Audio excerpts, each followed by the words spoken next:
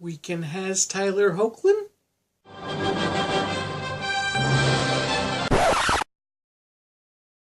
According to comicbook.com, negotiations over a possible cameo in the upcoming Shazam film were not going well, and they just crumbled. And that seems to have instigated Cavill's departure. And he is apparently going to take on the lead role in Netflix's adaptation of The Witcher. Now, personally, I think Cavill is a fine actor. Granted, I've only seen him in the 3 DC movies and in Mission Impossible Fallout, but I thought he was fine in Fallout. I didn't have a problem with him. And even before then, I didn't think he was necessarily a bad actor. I'm pretty sure that he was told not to emote when he naturally should have been emoting in, Man of Steel and Batman v Superman. The only time we got to see him actually act anything like Superman was in Justice League, but that was suffering from a lot of different problems than the other 2 films. Now, even though he's just an actor and probably didn't have a lot of creative input on the films, Cavill still has that connection to the franchise and the role, so maybe the negativity that came with the poor reception of so many of the DC films kind of got to him, maybe? Maybe that's what happened with Ben Affleck, because he wants out of his role too, reportedly. And again, I don't have a problem with Affleck as Batman. I don't have a problem with Cavill as Superman. It's just they've been given pretty questionable material.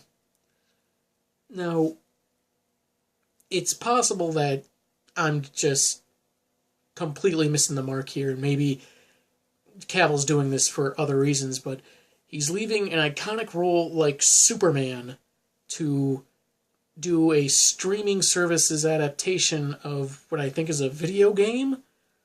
And I don't know, maybe he just prefers one project over the other, but it just seems like there's got to be more than just a scheduling conflict for a cameo here. But that's just me putting out the possibilities and such.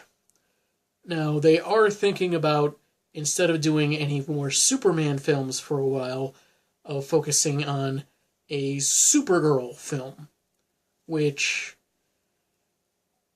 I'm mixed about, not because I have anything against a character, I don't, but because the DC films, they've got such a long way to go before they can curry the kind of good faith in the audience that Marvel has.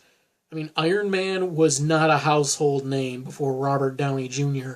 took up the role, and that movie became such a hit, the first Iron Man. Now, this isn't to say that Marvel films don't have their problems or they don't have certain redundancies. They do, but they manage to make them still entertaining.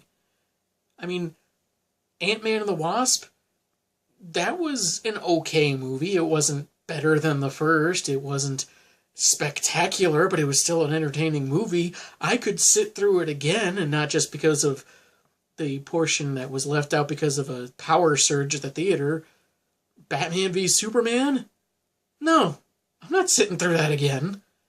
Not unless I have a special contract with Warner Brothers to make certain changes at DC Comics. With a $1 million stipend and a chance for holy revenge anyway. So what has to happen is that Cyborg, Green Lantern, Aquaman, Shazam, Birds of Prey, all the movies they have upcoming, if they're going to go through with them, they have to hit it out of the park. They have to either be as good or better than Wonder Woman before I can get excited about any of this news. The DC movies just haven't been done very well. You can claim Zack Snyder's artistic vision all you want. You can claim tough and gritty and dark and, this small little element in this character in this movie that's so like the character it makes up for all the flaws. No. The comicbook.com article also cites a source talking to the Hollywood Reporter saying, there's a recognition that some parts of the previous movies didn't work. And some of our franchises, in particular DC, we all think can do better. I agree, in concept, but what they think doesn't work does not necessarily mean the same thing as what the viewer says doesn't work. If they go ahead with a Flashpoint movie, they can do some repairs. Now, I've given the Flashpoint story a lot of flack, deservingly so, but at least in the films, a time travel shake-em-up could actually be beneficial, unlike with the comics. So they can not only excuse the fact they've got a different actor as Superman, but also lead the franchise down a much better path, both in terms of reception and quality of storytelling. And I think what they have to do is, instead of necessarily letting the directors do whatever they want or add their particular vision to something, see if that vision and their style has any matchup with the characters they're involved in.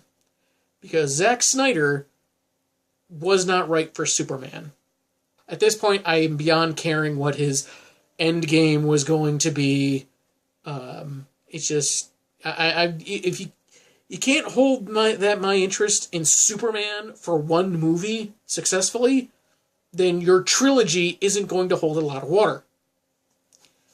Mixing my metaphors there, but long and the short of it is, who they get to play Superman, and hopefully they get a good actor, it's not really going to matter much if the quality of storytelling in the movies themselves doesn't improve. That means getting the right writers, the right directors, and pretty much the right everything to not only translate these characters from comic to film properly, but also tell stories that are worth watching. And that's really going to be what sees the DCU forward, if it can move forward. So, you agree with me, you don't agree with me, leave a civil comment below. Good luck to Mr. Cavill and his future endeavors, and I'll see you later.